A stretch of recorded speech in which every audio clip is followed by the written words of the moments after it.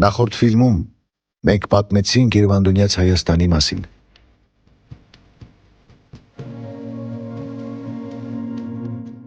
Հետևեցինք Ալեքսանդր Մակեդոնացու նվաճումներին,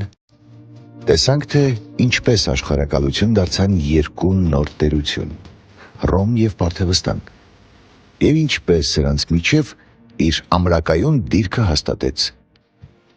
Հայաստանը։ Բարձրանալով մեծ հայքի գահին, Արտաշեսը սկսեց վերադարձնել այն երկրները, որ խլվել էին Հայաստանից։ Նա հնազանդեցրեց Կովկասյան ցեղերին, դուրս գալով Սև ծովի ափերը։ Ատրպատականից նա ետ խլեց Կասպիական ծովեզերքը, Սելևկյաններից հյուսիսային Միջագետքը, այնպես որ Մովսես խորենացու բառերով հասավ հայոց լեզվի սահմաններին և ամբողջ երկիրը միալեզու էր։ Արտաշեսը կոչվեց մեծ և աշխարհակալ, նա տևական խաղաղություն բերեց հայոց աշխարհին։ Մարդկանց համար արդար սահմաններ գծեց, ամրապնդելով դրանք սահմանակարերով, որոնց վրա արամեերեն գրված էր արքայական խոսքը։ Արտաշեսից հետո եկած ժամանակները այսպես են ներկայացնում հռոմեական պատմիչները։ Պարթևները բազմիցս պատերազմեցին հայերի դեմ և ոչ մի անգամ չկարողացան հաղթել դրանց ուժով։ Սակայն անհավասար պատերազմը ընթանում էր հայոց հողում և հայերը ստիպված էին գնալ տարածքային զիջումների։ Իսկ որպես պատանդ պարթևներին հանձնեցին արքայազան Տիգրանին։ Ամբողջ 15 տարի Տիգրանը պատանդ մնաց պարթևների մոտ և արարեց իր կյանքի մեծ ծրագիրը, որ պիտի իրագործվեր, երբ հասներ պահը վերադարձի։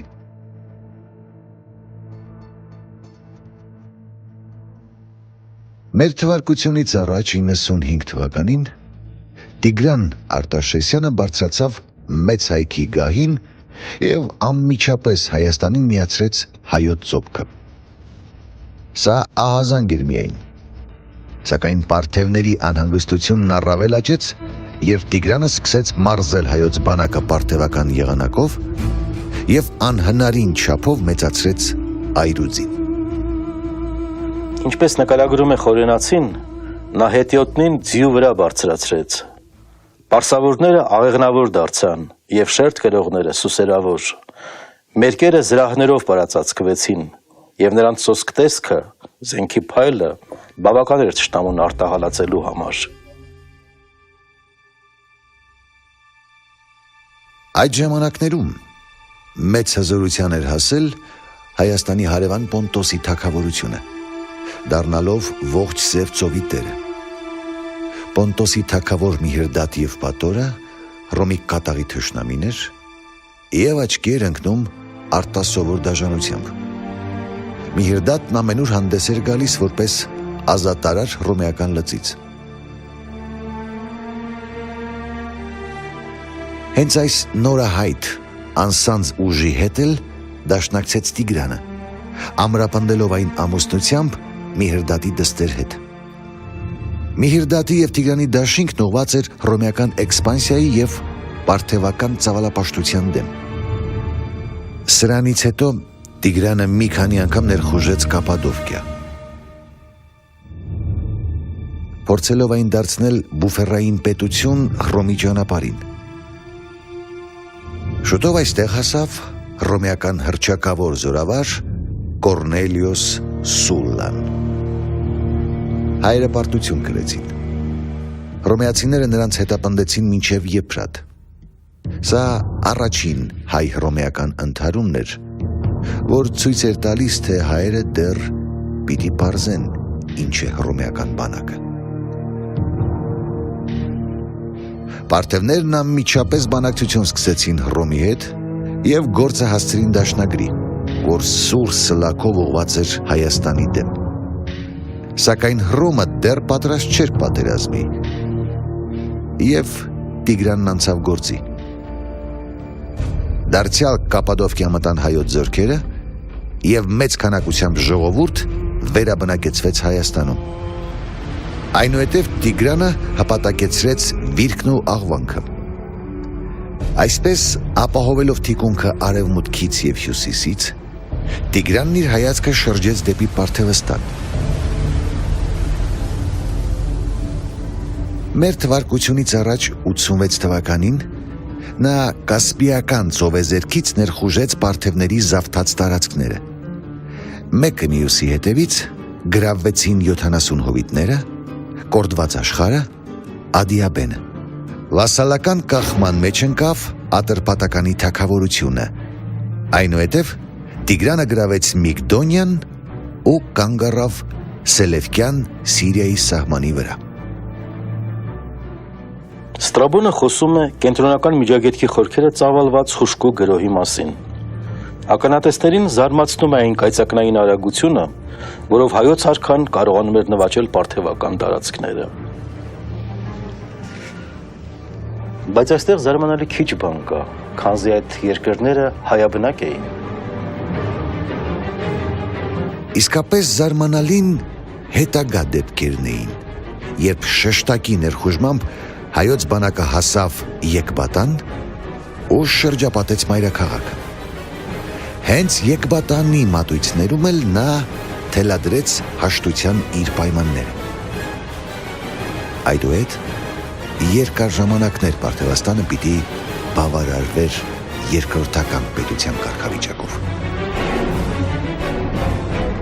Պարթևած թագավորը հրաժարվում էր արքայից արքա տիտղոսից հօգուտ Տիգրանի։ Տիգրանն անցավ Եփրատը և գրավեց Սիրիան ու Պաղեստինը։ Այդ մասին Հուստինոսը գրում է.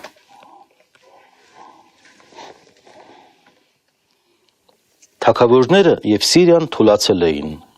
և ժողովուրդը սկսեց իր համար օտարերկրյա թագավորներ որոնել։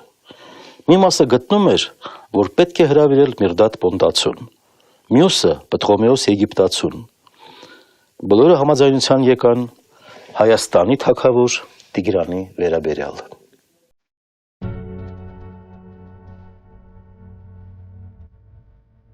Այսպիսով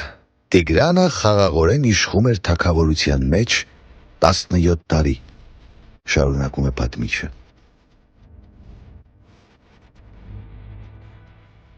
Բայց խաղաղությունը խիստ հարաբերական էր։ Պատմության հնագույն ժամանակներից մինչև մեր օրերը ոչ ոքի չի հաջողվել կայուն խաղաղություն հաստատել մերձավոր Արևելքում։ Տիգրանն առաջինն էր, որ հասկացավ, թե որքան վտանգավոր է քչփորել այդ կրետաբույնը։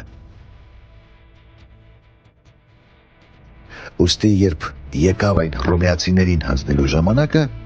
նա հանգիստ հրաժարվեց այդ երկրներից։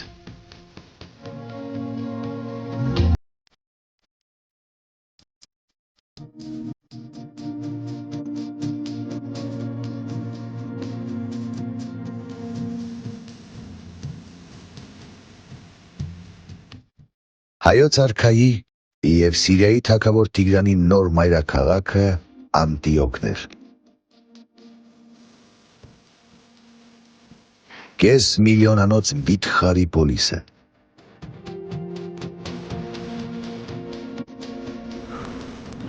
Այս քաղաքն էր, որ դարձավ հզորացած Տիգրան Մեծի զորաբանակների հաջորդ նվաճման կետը։ Նկատի ունենալով քաղաքի հարմար աշխարհագրական դիրքը, առևտրական բանուկ ճանապարհների վրա գտնվելը և լավ կլիման, Տիգրան Մեծն այստեղ ստեղծեց իր մյուս մայրաքաղաքը։ Այստեղ էին կատարում առևտրական բոլոր գործարքները, այստեղ էին խաչվում առևտրական ճանապարհները, կնքվում էին պայմանագրեր Մերձավոր Արևելքի բազմաթիվ տերությունների հետ։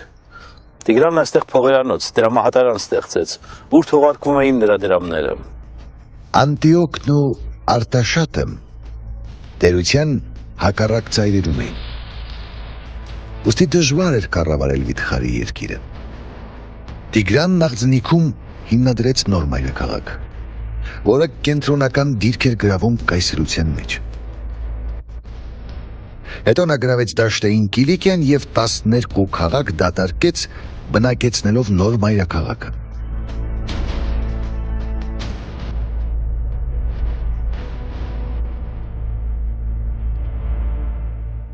Մենք գտնվում ենք հայոց մայրաքաղաք Տիգրանակերտում, որը ներկայիս Թուրքիայի Սիլվան քաղաքն է։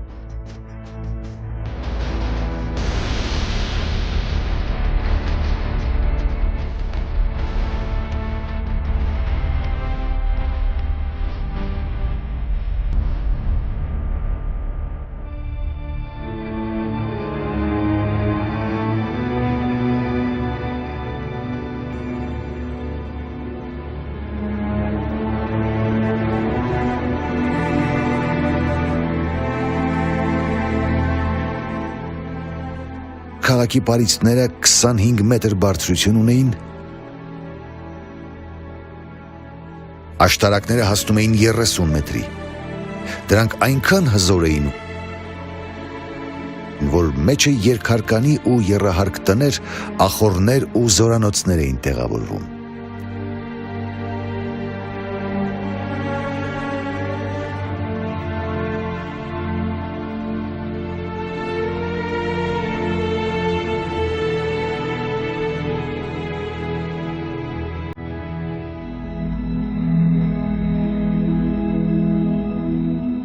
Եվ զարմանալի չէ, որ պահպանված պարիսպներում այսօր էլ խիտ բնակչություն է ապրում։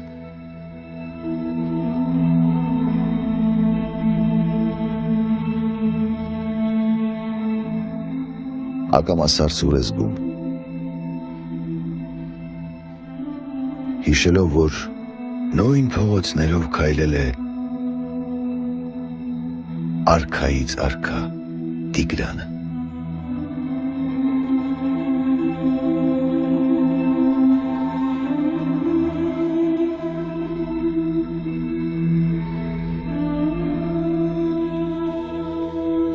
Տիգրանը կռիվներով չէր անհանգստացնում մյուսներին, հարևաններին, նշում են հռոմեական պատմիչները։ Եվ այստեղ բացվում է հայոց արքայի իրական դեմքը։ Նա հին աշխարհի առաջին վեհապետն էր, որ փորձում էր ժողովուրդների ու երկրների միջև ներդաշնակություն ստեղծել։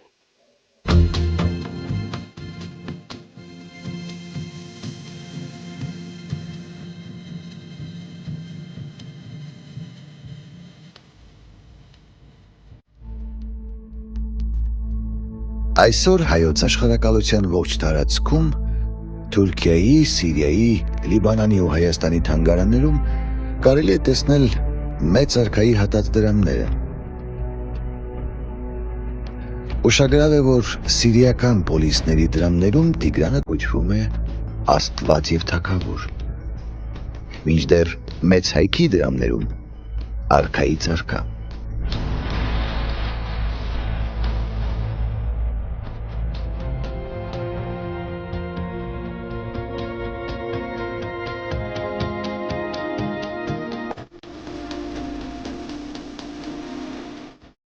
Իր նոր կազմակերպվող պետության կարևոր վայրերում արքան հզոր քաղաքներ էր կառուցում, երկրի կողմերը պաշտպանելու համար։ Բոլոր այդ քաղաքները հելենիստական սովորության համաձայն կոչվում էին Տիգրանակերտ։ Տիգրան Մեծի աղձենիքում կառուցված նոր մայրաքաղաքի Տիգրանակերտի մասին շատերը գիտեն։ Շատ ավելի համեստ են տեղեկությունները Արցախում կառուցված Տիգրանակերտի մասին, ահա այս տարածքում, դաշտային և լեռնային Արցախների միացման հատվածում, ռազմավարական կարևոր կետում։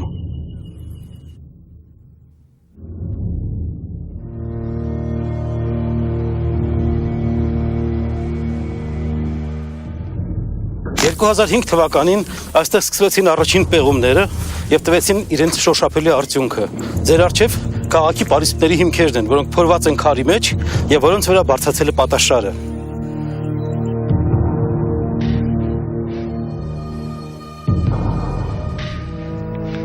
Արցախի Տիգրանակերտի պեղումների ընթացքում բացված կառույցների ճարտարապետությունը և մասնավորապես պարիսպների քարերի ամրացման ցիցեռնակապոչ փորվածքների համակարգը վկայում է, որ այս համալիրը ուղղակիորեն կրկնել է անտիկ Հայաստանի մայրաքաղաք Արտաշատի կառուցողական մանրամասները։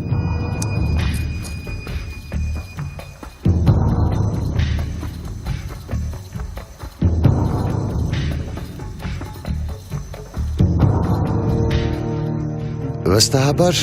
հենց այստեղից էր հայոց արքան հսկում Կասպիական ծովեզերքը։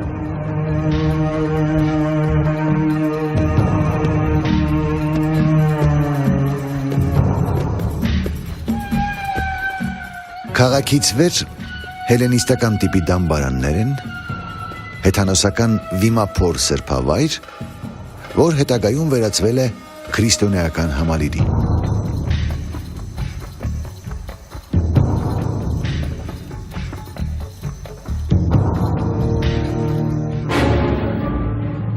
Մեր թվարկությունից առաջ 69 թվականին, երբ հերթական պատերազմում պարտված Միհրդատն ապաստանեց Հայաստանում, Ասիայի պրոկոնսուլ Լուկուլոսը ավելորդ համարեց սպասել սենատի համաձայնությանը և առանց պատերազմ հայտարարելու ներխուժեց Հայաստան։ Ճանապարհին մի փոքրիկ հայկական բերդ կար, և երբ զորավարները ցանկացան գրավել այն, Լուկուլոսը սուրը մեկնեց դեպի Տավրոսի լեռնաշղթան ու գոռաց. «Ահա այն բերդը, որ մենք պիտի գրավենք»։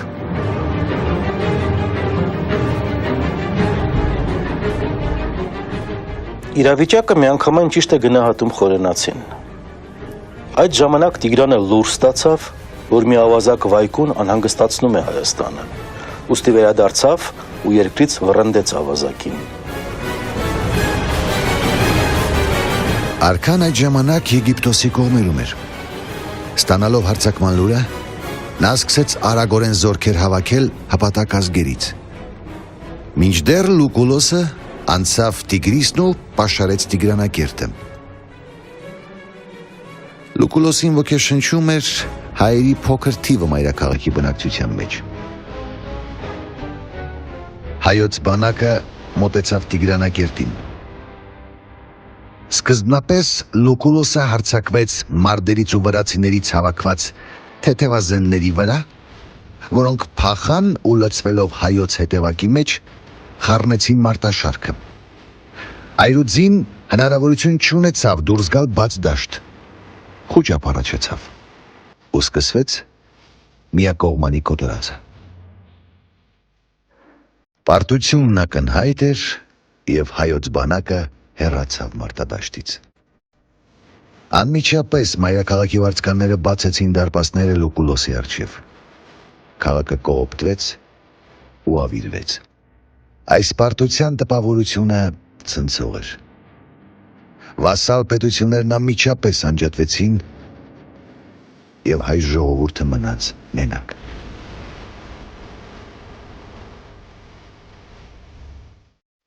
Գարնանը հռոմեական բանակը քայլեց դեպի Արտաշատ։ Այստեղից նրան ընդառաջ էր շարժվում Տիգրանը, որ իր հետ վերցրել էր միայն հայոց այրուձին։ Մնացյալ բանակը նա թողել էր Արտաշատում, չզրկելով իրեն ևս մեկ ճակատամարտի հնարավորությունից։ Եվ այս անգամ Տիգրանն էր պարտադրում մարտի վայրը։ Դա Արացանիի վերին հոսանքներն էին, որտեղից 2 քայլ էր Արարատյան դաշտը։ Հռոմեական լեգիոնները շարվեցին դաշտում։ Աջ և ձախ թևերում տեղավորվեց հեծելազորը։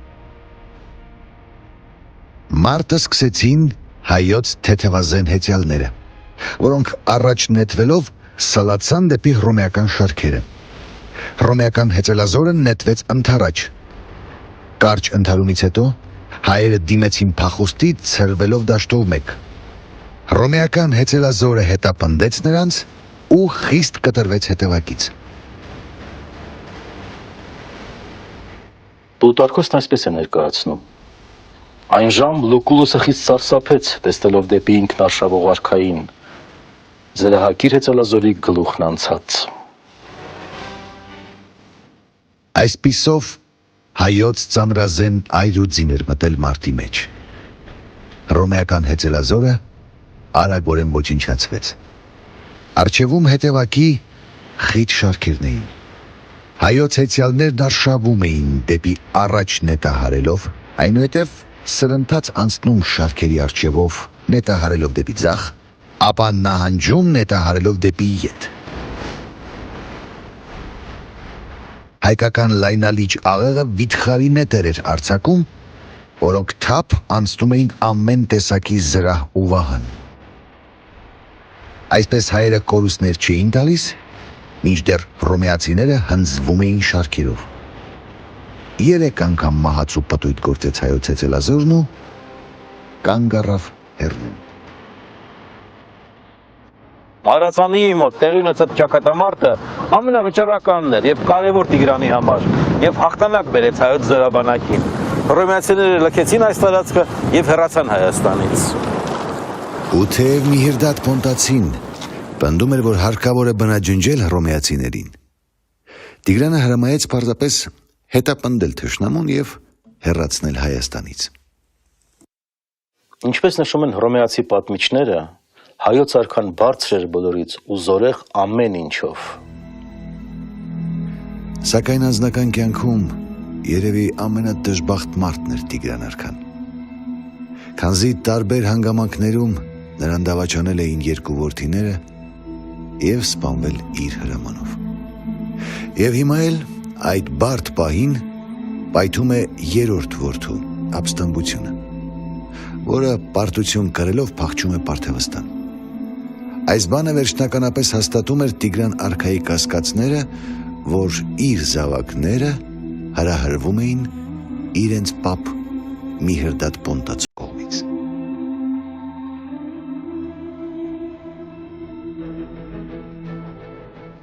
Նույն ժամանակներում անսահման լիազորություններով արևելք է ժամանում հռչակավոր զորավար Գնեոս Պոմպեոսը, որի մասին խորենացին խոսում է մեծ դրվատանքով։ Նա ջարդում է միջերկրածովյան ավազակների նավատորմը եւ ափ իջնելով Կիլիկիայում անմիջապես պատերազմ է սկսում վերստին զորացած Միհիրդատ Պոնտացու դեմ։ Հռոմեական 80,000-անոց բանակը արագորեն ոչնչացնում է Պոնտոսի թագավորությունը, Միհիրդատը փորձում է դարձյալ ապաստան գտնել Հայաստանում, սակայն իմանալով, որ Տիգրանն իր համար գլխագին է նշանակել, հեռանում է Բոսֆոր եւ այնտեղ էլ վերջ դնում իր կյանքին։ Միաժամանակ Հայաստանը ներխուժում պարթևական 50,000-անոց բանակը, որին ուղեկցում էր Տիգրան կրտսերը։ Սակայն վրա հասած հայոց այրուձին գլխովին ջախջախում է ներխուժողներին։ Այսպես Պոմպեոսի հաղթանակը պոնտացիների եւ Տիգրանի հաղթանակը պարթևների դեմ տեղի ունեցան միաժամանակ։ Պոմպեոսի մոտ ժամանեց Տիգրանի դեսպանությունը։ Տիգրանին հարկավոր էր խաղաղություն եւ մեծ ու հզոր Հայաստան։ Պոմպեոսին Հռոմին ներկայանալ որպես հաղթող եւ արևելքի խաղաղարար։ Այսպիսով Տիգրանի եւ Պոմպեոսի շահերը համընկնում էին։ Մնացյալը սոսկ ձևականություն էր։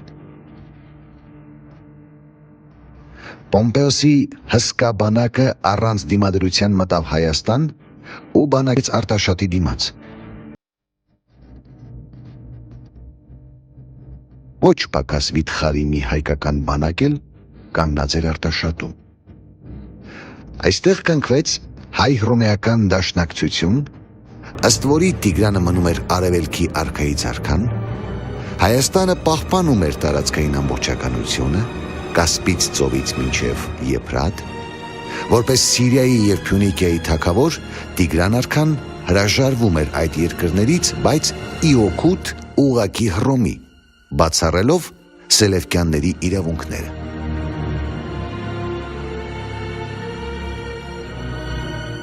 Հայոց արքան հասել էր իր բոլոր նպատակներին, ինչ ծրագրել էր 30 տարի առաջ, երբ պատանդ էր պարթևական արքունիքում։ Ընդմիշտ կանգ էր առել հռոմեական էքսպանսիան, սահմանափակվել էր պարթևական ծավալապաշտությունը, կառուցվել էր հայոց հզոր ազգային պետությունը, որն այդ սահմաններով գոյատևեց ավելի քան 400 տարի։ Եվ ամենակարևորը, Տիգրանն աշխարհի այն հազվագյուտ վեհապետերից էր, որոնք ձգտում էին ստեղծել ներդաշնակ աշխարհ։